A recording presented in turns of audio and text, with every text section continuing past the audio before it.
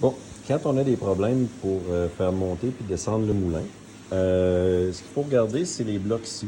Les blocs avant puis arrière, eux, faut vraiment, faut jamais le toucher. Parce que, dans le fond, les volants, les poulies sont ajustés avec ces blocs-là déjà ajustés.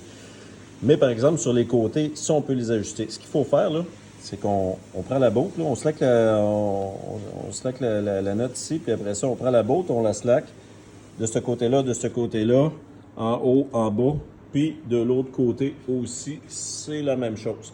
Ça fait qu'on les slack pour que les coussinets en EHMW là, soient bien lousses de chaque côté.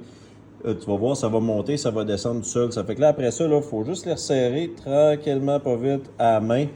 Puis quand ça accote, là, puis qu'il bouge plus, faut pas qu'il bouge comme ça, là, mais quand il accote puis il bouge plus du tout, là, on rebord ça là, en haut, en bas. Normalement, ça devrait régler le problème. Si le problème est pas là, si ça règle pas du tout le problème, là, ce qu'il faut regarder, ce qu'il faut vérifier, là, c'est peut-être slacker la botte qui est ici à l'intérieur, de chaque côté, en haut.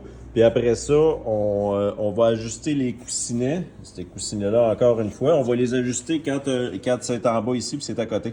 Puis une fois que c'est ajusté ici, en bas, là, après ça, on arrive puis on va le monter. On va le faire monter jusqu'en haut. Puis après ça, on vient resserrer les deux bottes de chaque côté. Fait qu'en faisant ça, ça veut dire que là, mes deux tiges vont être carrément parallèles. C'est souvent causé à cause du parallélisme. Ça m'étonnerait énormément que ça soit à cause du ressort.